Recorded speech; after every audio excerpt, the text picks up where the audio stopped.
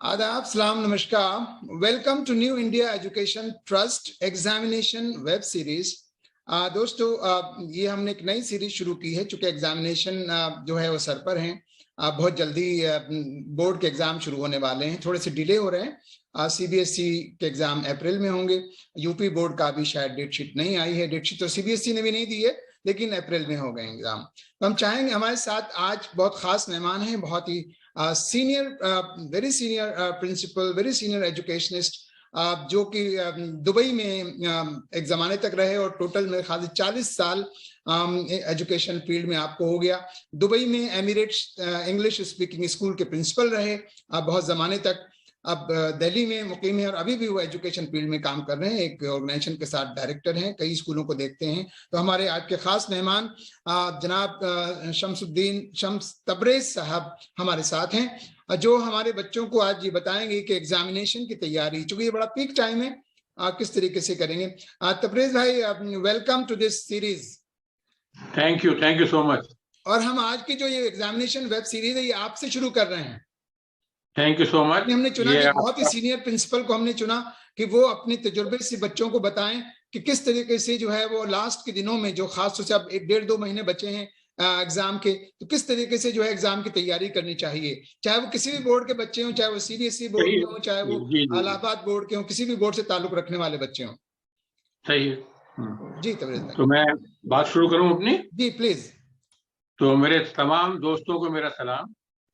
और दोस्तों से मुराद मेरे वो बच्चे हैं जो कि एग्जामिनेशन में अपीयर होने वाले हैं, क्योंकि जब तक वो हमारे दोस्त नहीं होंगे वो हमसे बातचीत और कम्युनिकेशन में प्रॉब्लम रखेंगे। बिल्कुल। तो सबसे अहम बात जो इस इम्तिहान में और इससे पिछले वाले इम्तिहान में और इससे पहले वाले इम्तिहानों में जबकि नॉर्मल हालात थे, फर्क ये है कि इस वक्त तकरीबन सारे बच्चे जो हैं वो ऑनलाइन क्लासेस के जरिए ही तालीम हासिल कर रहे हैं। जी। हमारे कुछ बच्चे ऐसे भी हैं जो कि फैसिलिटीज ना होने की वजह से ऑनलाइन एजुकेशन भी हासिल नहीं कर पाए। तो मेरा अब जो फोकस होगा वो उन सब बच्चों पर होगा जिन्होंने ऑनलाइन एजुकेशन ली हुई है और जो कि उस पे अपने आप को कनेक्ट नहीं कर पाए। जी।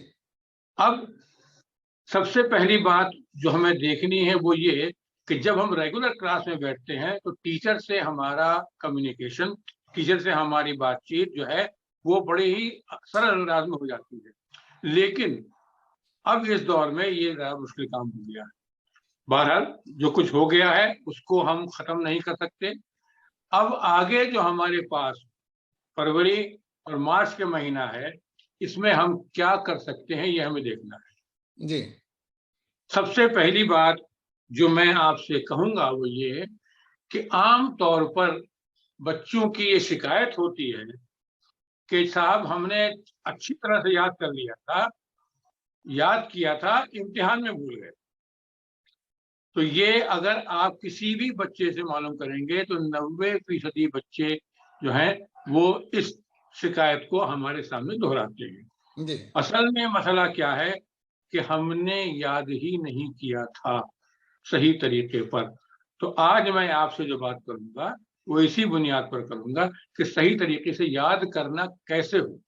बिल्कुल। अब आप ये समझ लीजिए कि अगर हम किसी भी खेल में, चाहे वो क्रिकेट हो, तो हम विराट कोहली को अगर हम देख रहे हैं खेलते हुए या हम ईशांत शर्मा को बॉलिंग करते हुए देख रहे हैं, तो उनको देखने से हमें बैटिंग या बॉलिंग नहीं आएगी जब तक कि हम खुद उसके साथ फील्ड में उतरकर पसीना न बहाएं।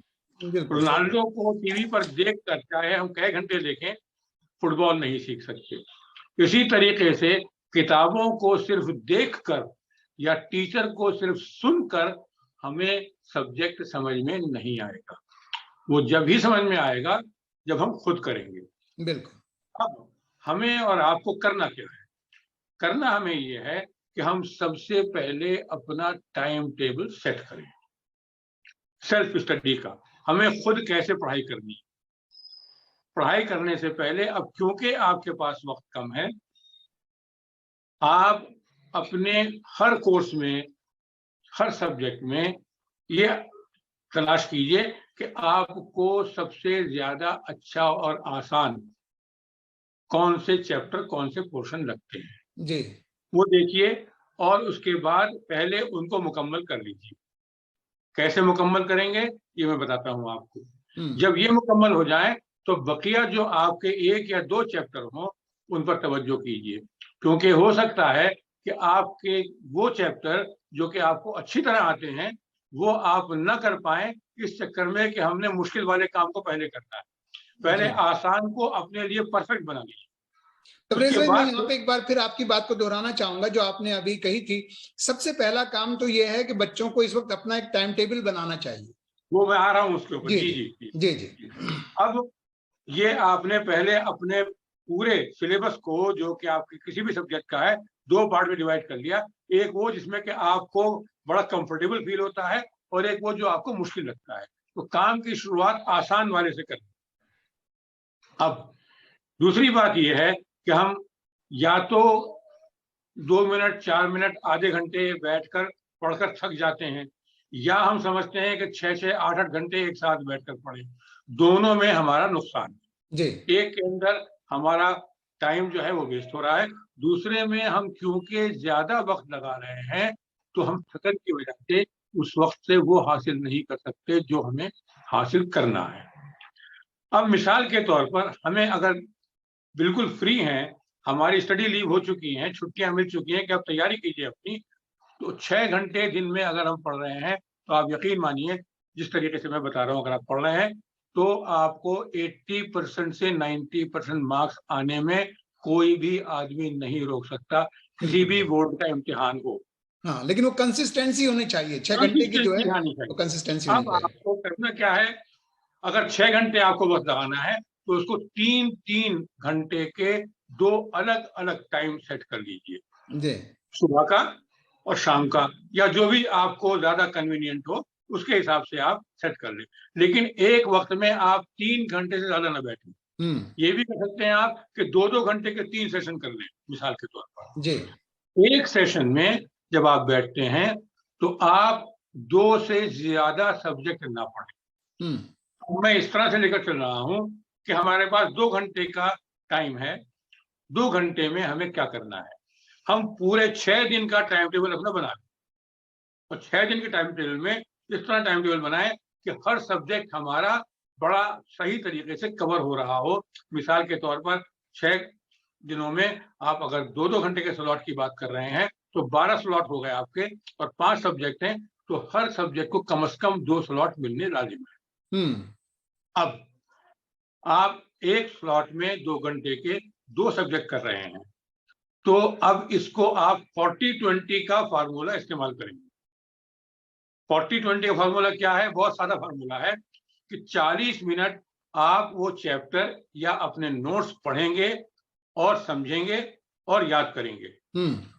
20 मिनट उस किताब को या उन नोट्स को बंद करके जो कुछ आपने याद किया है उसको लिखेंगे।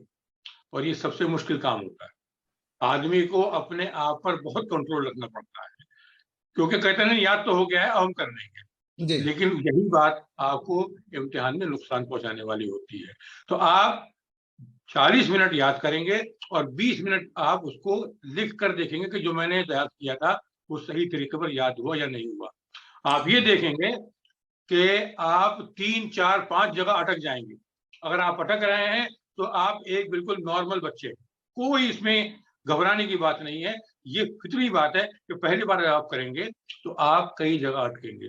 जब जी अटकें तो आप पहले दिमाग पर जोर डालिए कि मैंने क्या याद किया था। अगर याद नहीं आ रहा तो कोई बात नहीं, बुक खोलिए या नोट्स बुक खोलिए, देखिए क्या था और फिर लिखने की कोशिश कीजिए। ये इस जो तरीके पर तबरेज भाई आपने ये जो बात 40-20 वाली जो बात कही ना, ये बहुत इंपॉर्टेंट बात है, क्योंकि बहुत से बच्चों को ये देखा गया कि वो किताबें खोल के पढ़ते तो हैं लेकिन वो लिखते नहीं हैं।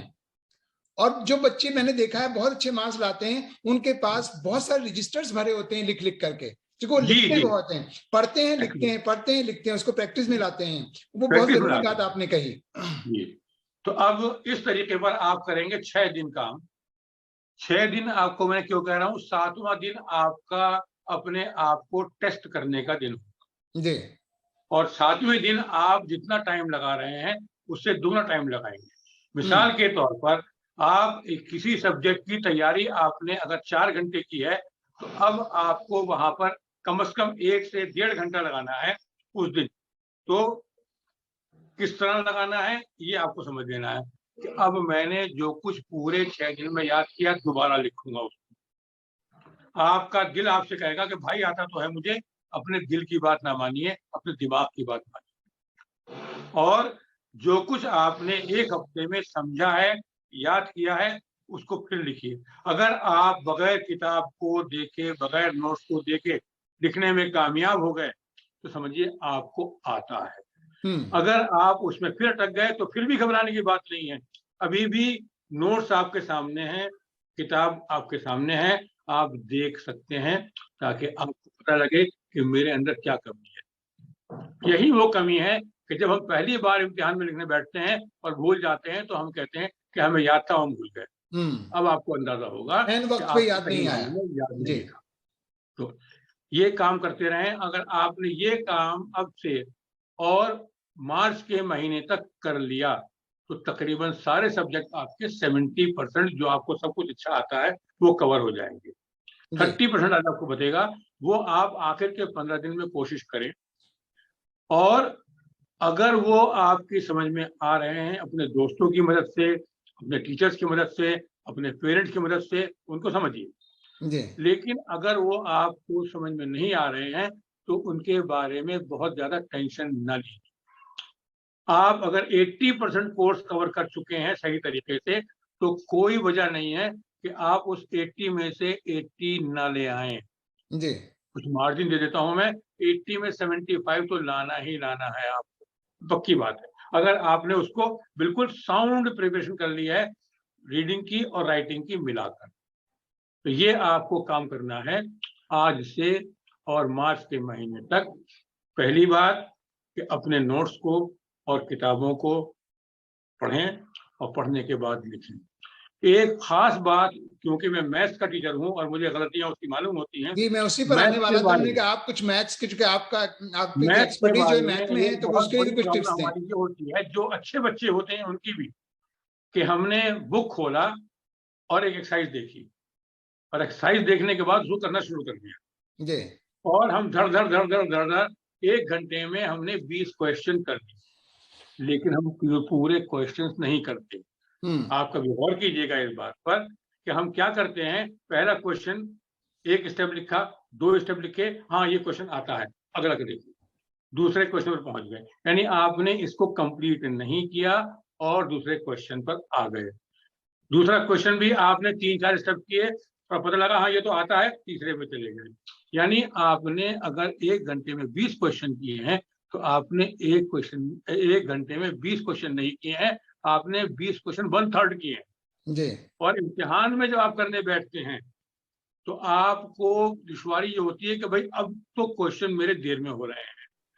तो ये बात भी गिरा से बांध लीजिए कि जो प्रैक्टिस भी आप कर रहे हैं वो क्वेश्चन को डाटा लिखने से और आखिर में आंसर के साथ यूनिट लिखने तक आप प्रैक्टिस में करेंगे, तब आपको अंदाजा होगा कि एक सवाल करने में सही मायनों में कितना टाइम लगेगा। तो कभी भी प्रैक्टिस में सवाल को आधा मत छोड़िए। ये याद रखिए कि अगर आपने किसी सवाल को आधा छोड़ा है तो इम्तिहान में आधे सवाल के बाद फिर आपको दुश्वारी आनी शुरू हो जाएगी। तो ये तैयारी आपकी मैथ्स की, खास तौर पर मैथ्स की तैयारी के लिए जो आप ज्योमेट्री का काम करेंगे तो इंस्ट्रूमेंट बॉक्स आपका बहुत शार्प पेंसिल और इंस्ट्रूमेंट बहुत ठीक होने चाहिए जो आपको परेशान न करने वाले। और उसके साथ आप अपनी प्रैक्टिस करें। प्रैक्टिस के लिए आप प्लेन पेपर भी ले सकते हैं, रफ पेपर भी ले सकते हैं, लेकिन बुनियादी बात यही है कि जो सवाल भी आप कर रहे हैं वो पूरा सवाल करें। उससे अगली बात जो ज्यादा इंपॉर्टेंट है वो ये कि जब हम एक्सरसाइज करते हैं तो हमें मालूम है कि ये कौन से फार्मूले की एक्सरसाइज है जी। तो इम्तिहान में हम कंफ्यूज होते हैं कि ये कौन सा फार्मूला लगाना है यहाँ पर। उसमें आपकी जो मदद करता है वो डाटा करता है जो आप ऊपर लिखते हैं। मिसाल के तौर पर अगर आप इंटरेस्ट का सवाल कर रहे हैं तो कंपाउंड इंटरेस्ट का है या सिंपल इंटरेस्ट का है तो पता लग जाता है आपको। आपने लिखा और पता लगा कि ये डाटा दिया हुआ है, what is given, what is to be found out, क्या दिया गया है और क्या मालूम करना है। जब वो चीज आपके सामने आ जाएगी तो खुद ब खुद आपको, चाहे वो मेंसुरेशन का हो फॉर्मूला, या वो जो उसका स्टैटिस्टिक्स का हो, या किसी भी और फील्ड का, कंपाउंड इंटरेस्ट का है, सिंपल इंटरेस्ट का है, आपको फार्मूला जहन में आ जाएगा कि इन चीजों को कनेक्ट करने वाला कौन सा फार्मूला है। जी तबरेज भाई, मेरे ख्याल से हम लोग जो है ना, आपका ये जो मैथमेटिक्स सब्जेक्ट है, इस पर एक स्पेशल एपिसोड हम मैथमेटिक्स फॉर 10th क्लास और एक 12th क्लास के लिए अलग से करेंगे। बिल्कुल मैथमेटिक्स को ही लेकर करेंगे, कोई मसला नहीं है। उन बच्चों को एक दिन 10th क्लास के बच्चों को टिप्स देंगे, एक दिन 12th क्लास के बच्चों को। लेकिन मैं अभी ये चाहूंगा, क्योंकि आपने एक फार्मूला दिया 6 आवर्स का, 6 आवर्स पर डे आपको स्टडी करनी है, किस तरीके से पढ़ना है, मगर ये उन बच्चों के लिए दिया आपने कहा कि वो बच्चे फिर 80 to 90% मार्क्स स्कोर कर सकते हैं। तो जो बच्चे उससे 90 से ऊपर स्कोर करना चाहते हैं, 95% एंड अबव लाना चाहते हैं, उनके लिए कितने घंटे का स्टडी होना चाहिए? देखिए, पहली बात तो ये कि ये तजर्बे की बुनियाद पे कह रहा हूँ, कभी भी अपना टारगेट 100 आउट ऑफ 100 मत रखिए जी। ये बच्चे ताज्जुब करेंगे, जो ब्राइट बच्चे हैं, कि कैसी बात कर रहे हैं जी। मैं एक्सपीरियंस से बात कर रहा हूँ। ठीक है, आप अगर कहें तो 2 मिनट के अंदर मैं इंसिडेंट आपको कोट कर देता हूँ। जी जी, नहीं शायद कुछ पेरेंट्स भी कहेंगे कि भाई ये तो डीमोटिवेट कर रहे हैं। मेरे पास एक बच्चा ऐसा था, जी, मैं जब सरदार कॉलेज में पढ़ा रहा था जी, कि क्लास के अंदर बड़ा ब्राइट था, जो सवाल पूछा जवाब दे देता था, और जब एग्जाम आता था उस वक्त में पता लगा कि वो टेस्ट के अंदर 20 में से 12 ला रहा है नंबर, 13 ला रहा है नंबर। तो मुझे ताज्जुब होता था कि बच्चा इतना ब्राइट है, ये नंबर पूरे क्यों नहीं ला रहा है।